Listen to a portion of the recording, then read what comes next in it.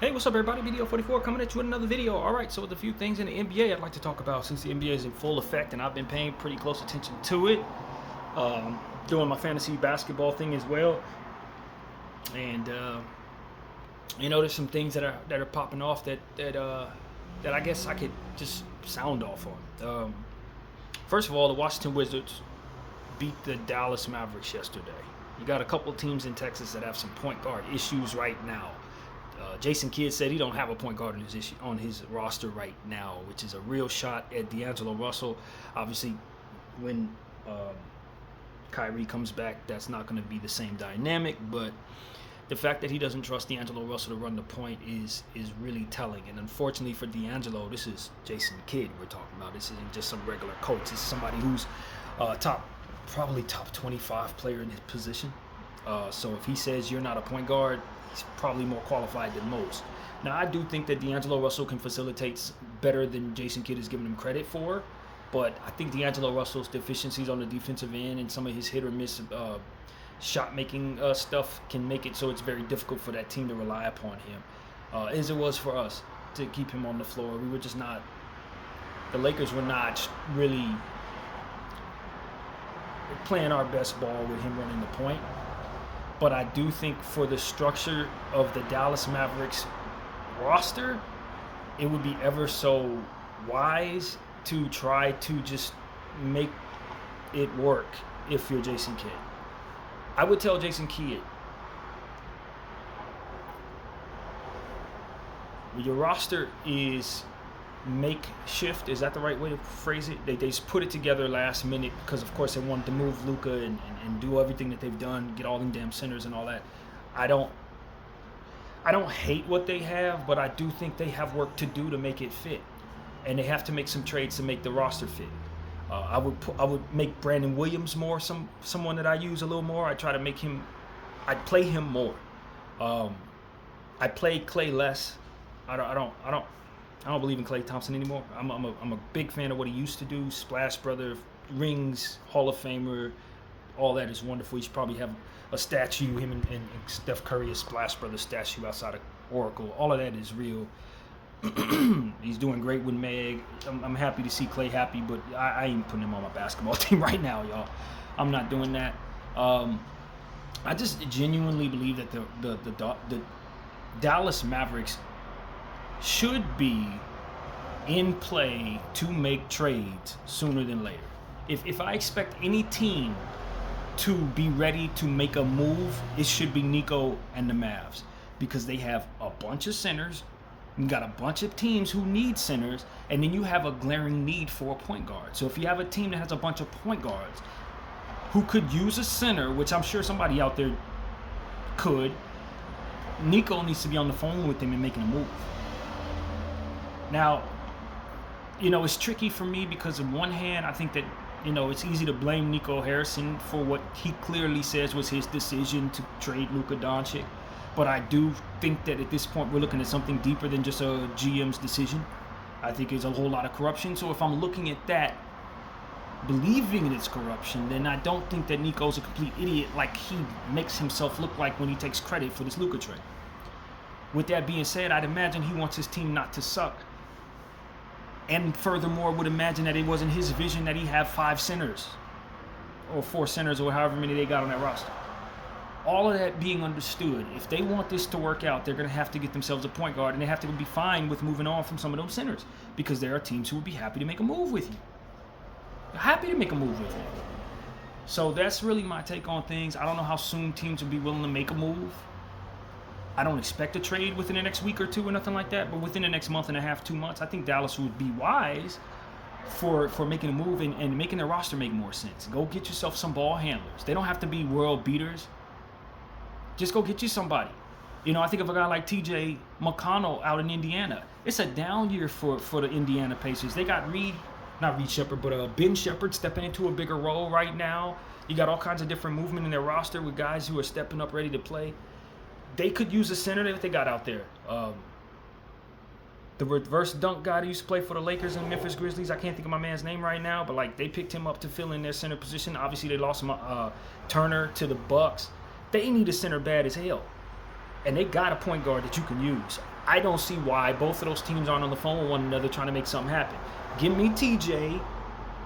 I'll give you Daniel Gafford, and we'll call it a day. I don't know that is equal value for either of those players. I'd imagine Daniel Gafford is worth more, but he's not even in your rotation right now. So if I'm not paying top dollar for somebody that's not in your rotation if I'm from the Pacers, but at the same time, a guy like TJ probably should be in a winning situation and not on a down year at this stage in his careers. He would probably be best for being in Texas at either Houston right now or, of course, Dallas, as we're saying. I don't see why something like that can't happen. You know, if I'm Dallas, I'm not quick to move really any of these centers. I value them all. PJ's playing well. You can play power forward with PJ. He fills in great for Anthony Davis. Obviously, Derek Lively is a part of your future. You expect him to be there past Anthony Davis' tenure if everything is done correctly. So who you move on from is Daniel Gafford, who's plenty productive in this league. If you just put him in a position to have some real minutes out there and not be in a complete logjam. Anybody can be deficient in a logjam, you guys. Anybody. And so for me, I know Daniel Gafford is a hell of a piece. He would be welcome in many places, and I just think that the Dallas Mavericks would be wise for trying to dangle him for some type of ball handler to help them with Kyrie's absence, instead of them rushing Kyrie back, which it looks like they're going to probably try to do, which ain't wise. It ain't wise. So that's what comes to mind. And then you just got the Dallas Mavericks circumstances as is. They dropped a game to the Wizards. I think most people are looking at the Wizards like who they used to be and not who they are. And I try to prepare people in the offseason for the Wizards. My expectations for the Wizards aren't high, but I do think they're on the verge of turning the corner and becoming a real serious competitive squad, I guess. Where the Blazers were last year is where I expect to watch the Wizards to be now. Why? Because they have significantly more talent this year, if I'm being honest, than they had in the previous year. And the guys that they brought in the draft over the last 3 years are starting to get better, as young players do. You got Sarr getting better. You got Keyshawn George, who's breaking all the way out. If he plays like this for the rest of the season, he's going to be an all-star, y'all. You got Bub Carrington, who's a nice point guard. You got Trey Johnson, who's a fantastic young guy who's getting his career started off the right way. You got what's the young fella that they picked up in the draft 2 years ago from France, Bilal Coulibaly, who's out. He'll be back very soon. They just got a lot of stuff. Of course, you got CJ McCollum, whom I think is a redundant piece, probably should be moved to let Bub and Keyshawn and, of course, Trey get more minutes. But he helps with the overall maturity of the roster. They got Chris Middleton, who's healthy for now. They probably be wise to move him before he gets hurt. So that's another team I think Dallas should be making a phone call with. Obviously, Daniel Gafford used to play for the Wizards. I don't think he would love to go back, but they are a much improved team. And they do have a guy like Bub Carrington, who's probably going to be usurped by, say, Trey Johnson. He's not getting the minutes that he probably would have gotten in the past. He's still extremely good with a lot of upside. I'd love him in the Dallas situation. I don't know if Washington would be willing to move him. If I'm Washington, I'm probably not willing to move Bub Carrington. But if I'm Dallas, I'm making a strong push for any point guard that can help me. And that guy is a pure point guard with big size, upgrade from D'Angelo Russell, somebody who's going to facilitate, can run your offense, someone Jason Kidd can mold into who he wants him to be. I think it makes all the sense in the world for Nico Harrison to call the Washington Wizards and see if there's anything he can do to assure that Bub Carrington is a Maverick. I just don't think the path to Bub Carrington having a starting point guard role is as clear as it used to be, because Trey Johnson's in the house. And Trey Johnson is, even though you consider Trey a 2, Trey Johnson is going to be probably the guy that usurps him. And with Keyshawn George stepping up in such a drastic way, that backcourt might be set. Bilal Coulibaly is in place. So the 3 spot, if people wanted to move around and do some weird stuff to try to play out of position to fit on the roster a little more, it's not as clear that would be possible. A guy like Cam Whitmore is now rendered permanently to the bench based on the other guys. I mean, I think the ascension of Keyshawn George has just made the Washington Wizards a little different as it pertains to what you expect him to be. I think everybody thought Keyshawn George was going to be good. I don't think people thought Keyshawn George was going to flat out be the best player on the Wizards this year. And through 2 games, he's been that. So Now you got to look at him as a permanent starter. And like I said, Trey Johnson is the starter going forward for me.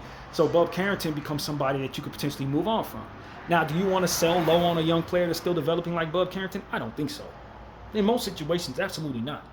So for me, if I'm the Wizards, I got the price tag a little higher than probably Nico wants to pay. But to get that piece, if you're Nico Harrison, is probably a home run. And if you have to send Daniel back to Washington and maybe even some draft equity or something like that to make it happen, it probably would be something that would save your season. Because if you're relying upon D'Lo and Kyrie to send you to the promised land, you're probably going to be disappointed, just being honest. And I love Kyrie, but at this point with the injury and the age, I don't know if he's a great bet without an adequate backup. And they won't have one. They will not have one. So, yeah, I don't love that at all. In fact, me personally, I probably would trade Kyrie. I don't think you could trade him while he's hurt, but like everybody's going to be excited about Kyrie Irving, no matter what. His contract may not be the greatest thing, but his talent is like somewhere up there in heaven. So you don't feel bad about acquiring somebody that uniquely gifted, no matter really what contract they're on, and within reason, obviously. And given the fact that he's older now, and the Mavericks are in this tweener area of timeline with Cooper Flagg and Anthony Davis both in place, you can go either way. But I just think that they're a broken roster, and they don't have to be because they have covetable stuff. So that's my thing on the Mavericks. They have covetable stuff. There should be no reason they remain broken for too long. Teams that remain broken usually have stuff nobody wants, that's out of position, that can't play well. You got Gafford, you got Lively, you got AD, you got Kyrie, you got you got stuff to move if you need to move it. So I just that's really where I'm at with the Mavericks. I don't see why Nico Harrison would allow his team to continue to struggle when he has stuff people should be calling him to take from him. So there, that's what I want to say there. The Houston Rockets running 5-7 footers out there. Everybody's really excited about the big lineup of the Rockets, but they have some issues. And to be honest with you, I'm not excited about that lineup. I love size probably more than most. I'm big on big players, but they can't be clunky centers, all of them. Now, if you can get me like guys that can move like Wembanyama and Giannis and KD, and if you got a bunch of dudes that can play like guards at that size, then you got something good. But they got traditional bigs. They're trying to run in different positions. You got Alpi, who's a true 5 playing a 4. You got Steven Adams in that lineup. You got Jabari Smith, who's actually a 4, who tends to play small ball 5. You asking him to play the 3. Then you got KD out there somewhere. Then you're throwing out Amen Thompson, who's not a traditional point guard. Well, he was drafted as a traditional point guard, but it doesn't seem to be working out through 2 games.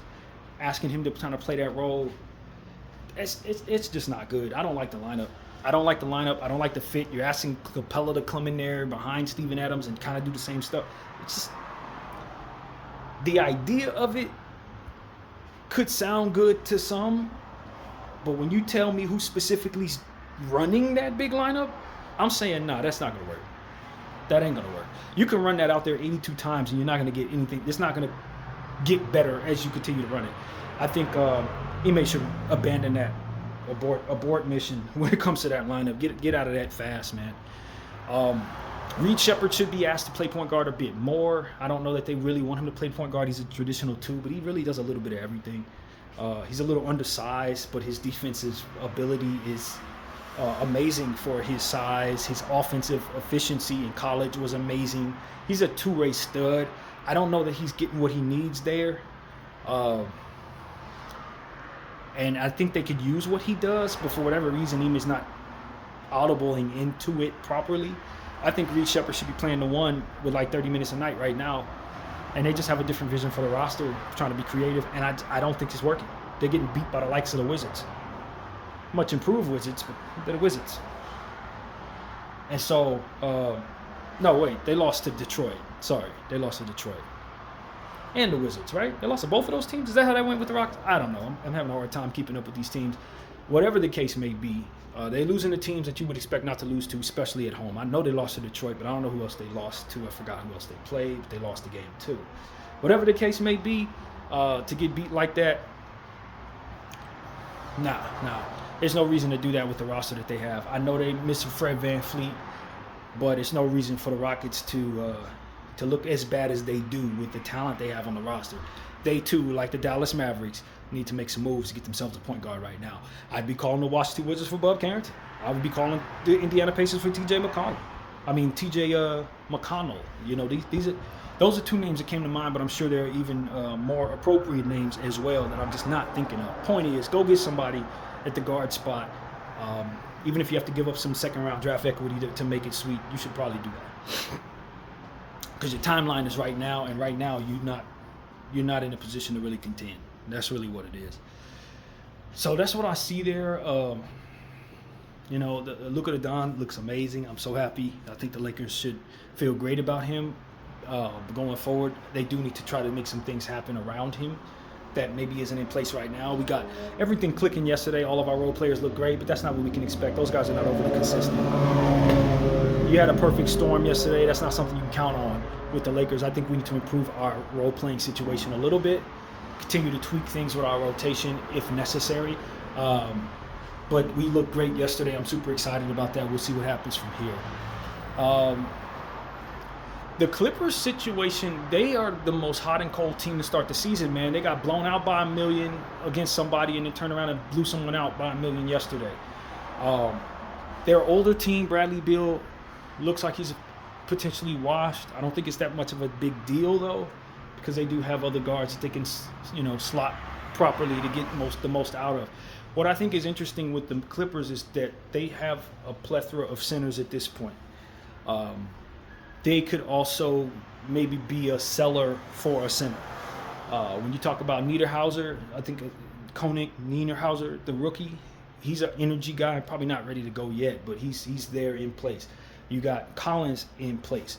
You got Brook Lopez in place. And now you, of course, also have Zubats in place. That's 4 centers, and maybe 4 more than they need.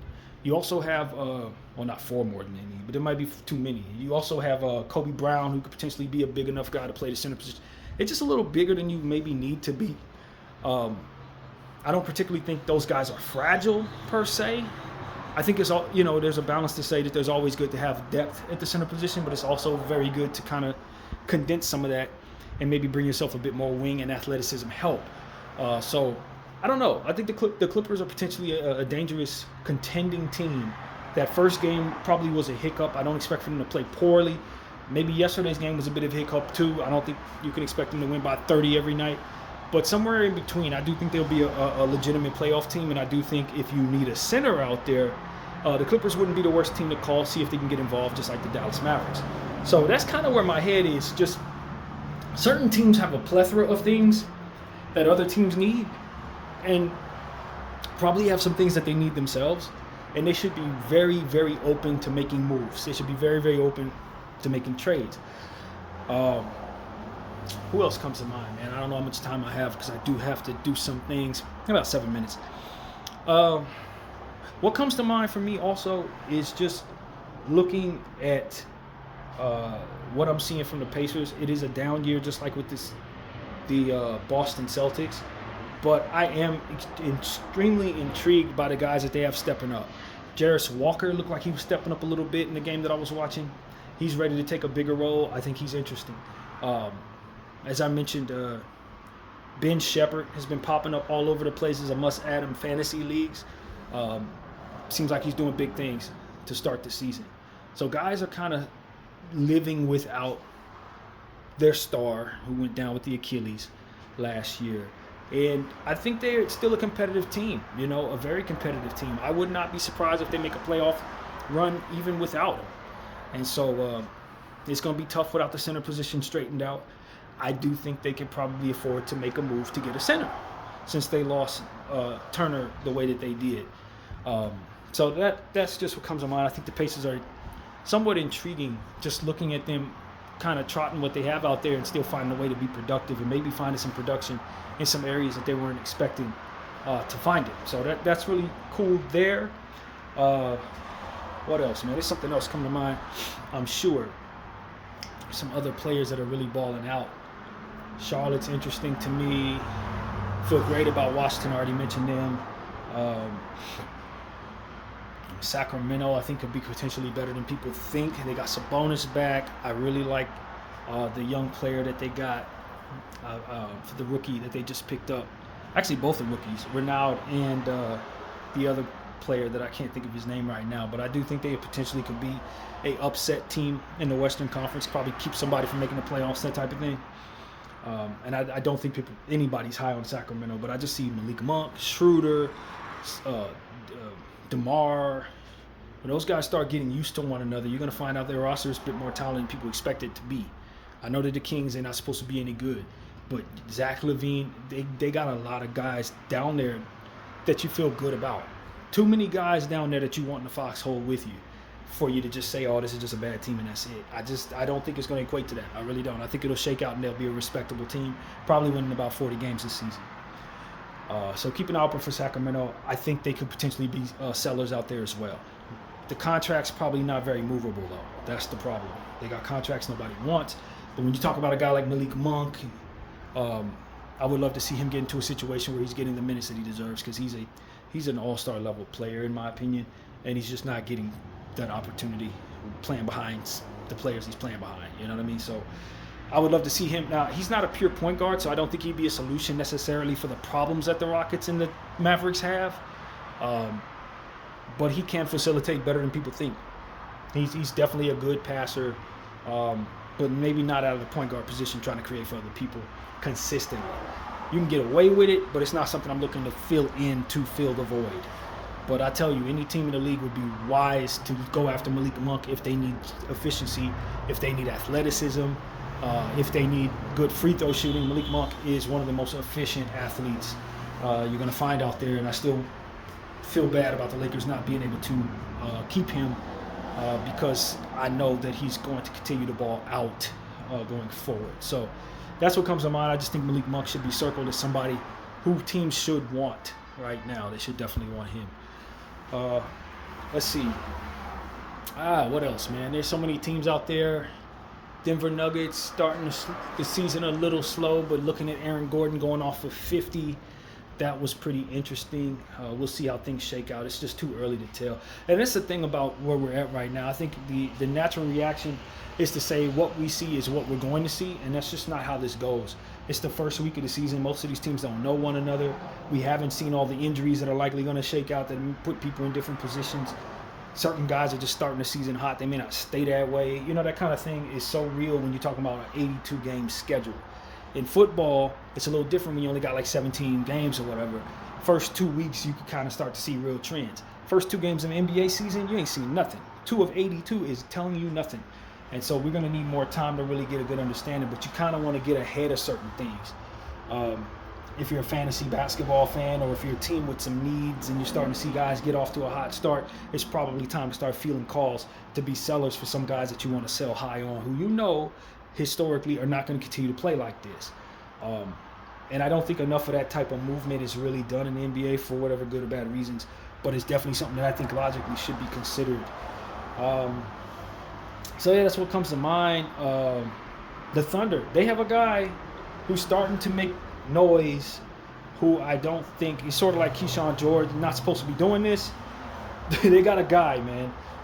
As soon as I see their team name, I will tell you exactly who he is. But you know, it's starting to get a little interesting in Thunderland as it pertains to that shooting guard position.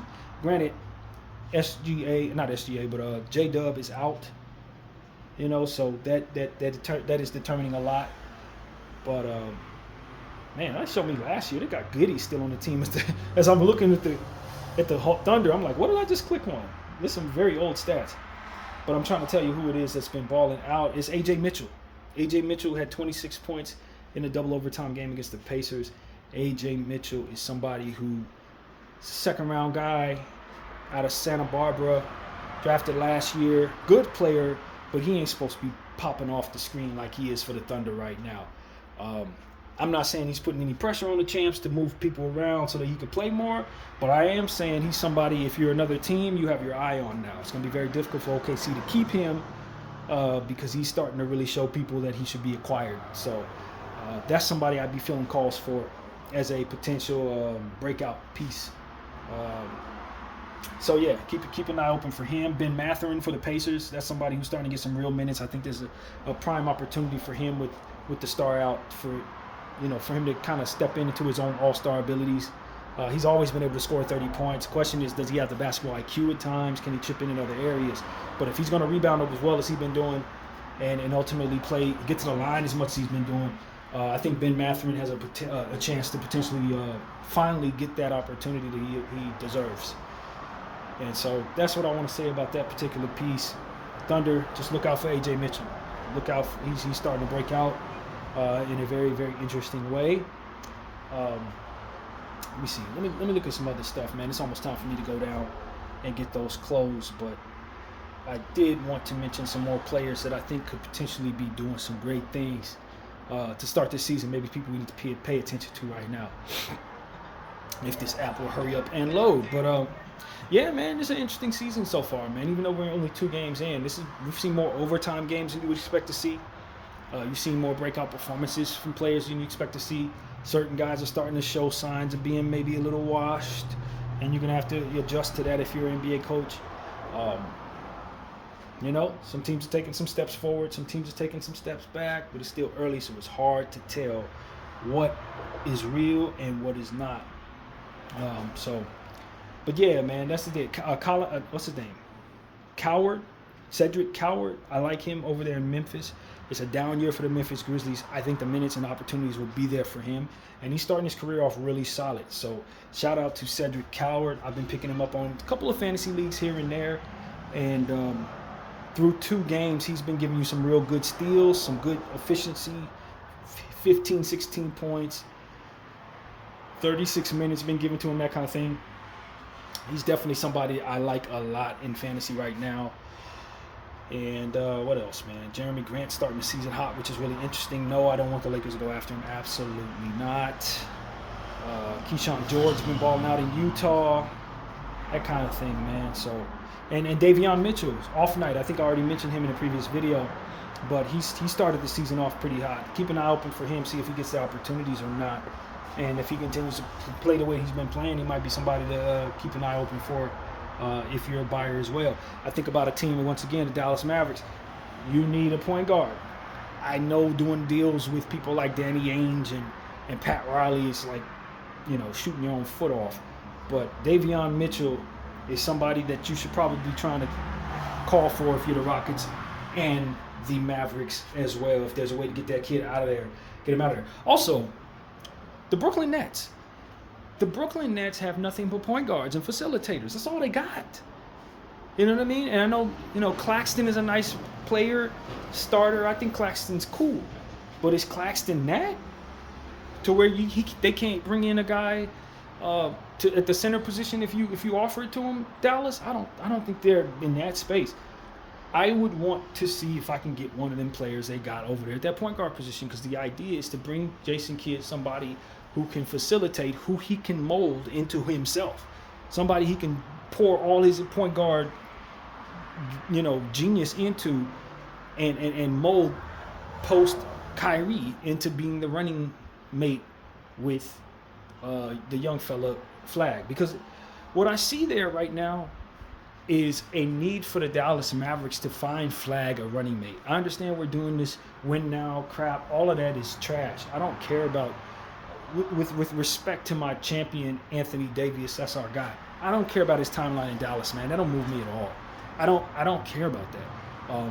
It's really about, for me, Cooper Flag, Derek Lively, and them bringing somebody in to play the point guard position. The problem is, unlike a team like San Antonio, unlike a team like Washington, they're really not supposed to be tanking right now. They really don't have the picks, if I'm not mistaken, to tank. I don't know their pick situation, but I don't think they have picks to tank. And there's no real way for them to bring him his point guard running mate. And running this old man stuff out there is just like it's a Band-Aid over a gunshot wound as it pertains to your franchise future. Cooper Flag needs his guard running mate, and you don't have the tanking situation to bring him that guy through the draft. So you got to try to find him elsewhere. And this is how you do. Maybe you try to go after somebody that they have. Maybe you try to go after somebody in Brooklyn since they got a bunch of facilitators. Maybe you try to go after some of these other guys that we've mentioned, the Washington guys, to get him above Carrington so that he can run with him for the next 7-8 years, because you don't have a path to you getting that guy. You're not going to get a Dylan Harper. You're not going to get a Stephon Castle. You don't have the picks to acquire him. So Dallas is going to have to do it uniquely. And if they fail, I would imagine that would be a situation where they could potentially lose a guy. Now, granted, you expect all rookies, especially at that level, to stick around with the same team for like 8 years and collect on hundreds of millions of dollars before moving on. But don't think that is for certain.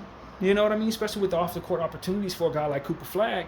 3 years from now, if he's still running around with people he doesn't want to run with, Dallas, he could probably move on, man. And so you got to get ahead of that. You got to get ahead of that fast, man. And Brooklyn got nothing but point guards. They ain't doing nothing with them. They need a name. They need something to make people excited about that place, other than Michael Porter, who's one back injury away from being out for the season. I'm not sure Dallas should not be an absolute buyer for literally anything they can get at that point guard position that is young enough to run with Cooper the Flag. I really believe that. They need to go after somebody, man. And, Portland looks like they're going to be really good. I don't think anybody should be surprised. They have a very talented team. They got some defensive players. Now that they've brought in Drew Holiday, they should be able to help, guard against superstars at the guard position and stuff like that. They're a different team now. They've been putting people on notice for the first 2 games of the season. And Tamani Kamara looks great. I just think that they could potentially be a little better than people think. If they stay healthy, Shaedon Sharpe, et cetera. Donovan Clingan. They got stuff. Young Hansen, who they're not even giving minutes to right now. Jeremy Grant's playing well. I just think the Portland Trailblazers could potentially sneak into that play-in tournament role. Or better, to be honest with you. Or a little better. So I think I'll leave you there, man. I got to go do what I got to do. I can make these videos for hours on end. But for where I'm at, I think I'm pretty set. So, yeah, that's pretty much what I got to say. I appreciate everybody for watching BDF 44. And I'm out.